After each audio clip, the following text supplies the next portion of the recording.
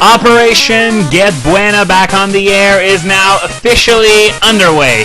And I'll be honest, I really don't want to play this game anymore because the remakes make this look so bad. But I'm going to tough it out for you guys because I love you. And there's always the excuse of the language barrier. I wouldn't understand anything anyway if I started playing Hard Gold Soul Silver now, so I'm just gonna wait until the English release. Now, I sincerely hope that I'm done with this LP by the time the US release happens, because else I am going to be so pissed that I'm stuck playing a blatantly inferior game. I am excited like you wouldn't believe now that I know the things I know about Hard Gold and Soul Silver. I really want to see it come out here now!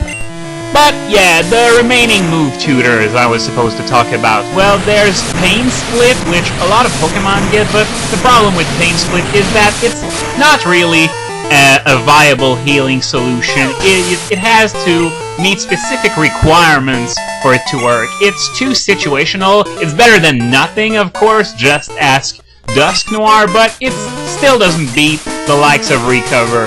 There are some Pokemon that could enjoy it. I'm thinking of Rotom, mostly, but even there, Rotom has so many good moves already that it's not forced to use its signature moves. So, is there gonna be room for Pain Split? Oh hey, it's Buena! Today's password? Help, of course! Well, that was a nice line. Did I mention that I love Buena? Beats the bozos from the anime any day of the week. Okay, we've also got Heal Bell, which is once again a nice thing to have if you're bulky, but then again, not everything that got Heal Bell is as bulky as it requires. I don't think Jolteon would make a very good cleric, for example. Jolteon's good at other things, of course, but Heal Bell, nah, I'm gonna pass. I'm gonna leave it to sturdier stuff like a Vaporeon.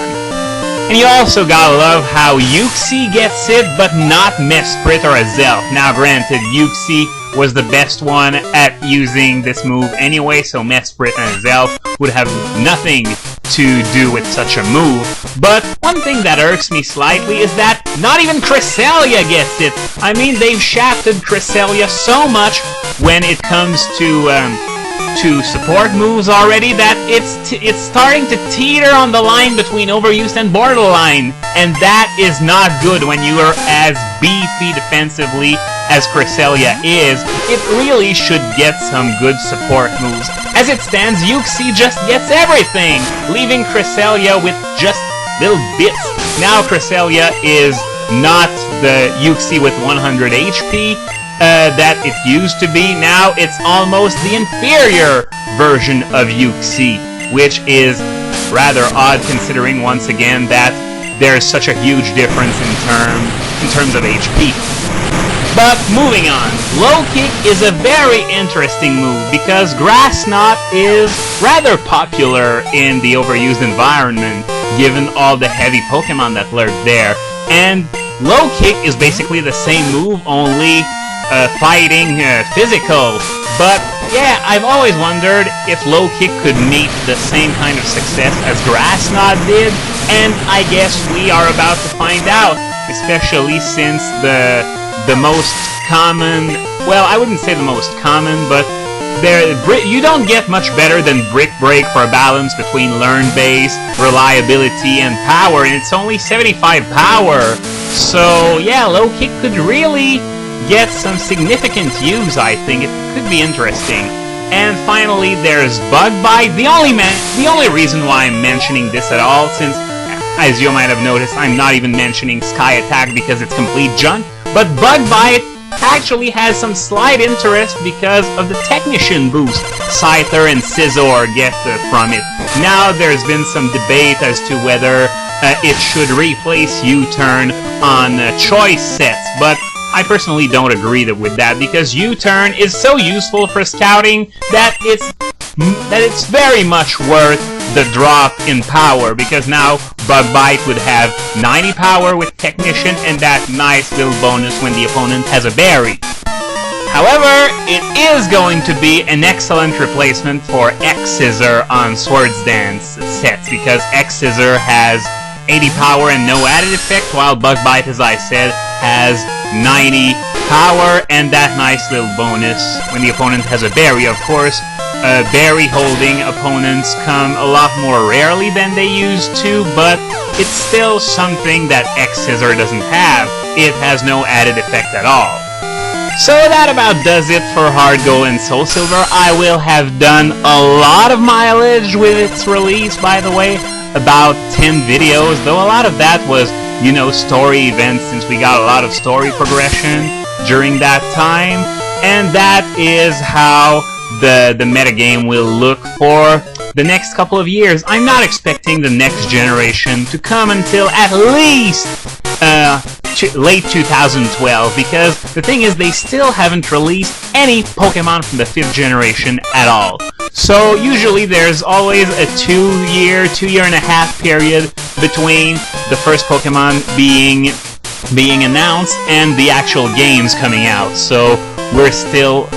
I get the impression that we're still far away from an announcement regarding anything pertaining to the 5th generation. So I guess we'll just have to wait and see, but I'm not expecting anything until 2012 at the earliest. So the game we're seeing right now, it's probably the one we'll be playing for the next 3 years, which, well, I'm a little worried that it might become stale by then. I mean, sure, between the metagame for Diamond and Pearl only really began when the US release of Diamond and Pearl happened, which was in the spring of 2007, but then Platinum came and Shoddy was updated almost instantly with the new moves, so that's about a year and a half worth of Diamond and Pearl, and only 1 year of Platinum, but now we're going to have at least 3 years of this game, I think. So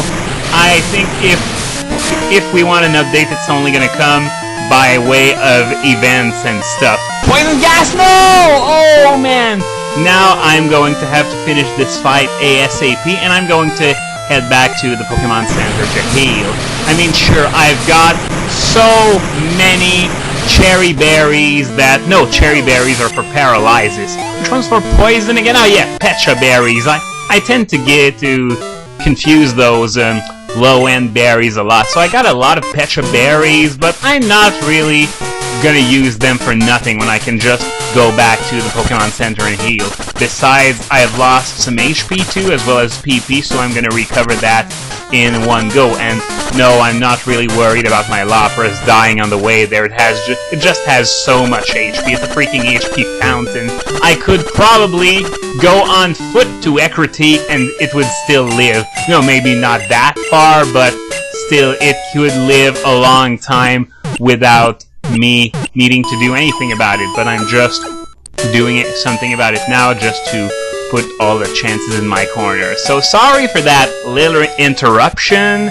Now I'm going to head back to the tower and change my lead. I think I'm going to use Typhlosion for the next few floors of the radio tower. So I've only done the first 2 floors, so that still means that there are 3 left to go. Though, as we're soon gonna find out, some parts of the last 3 floors are closed off because I need a card key or something. So I'm gonna end this video right now and save it.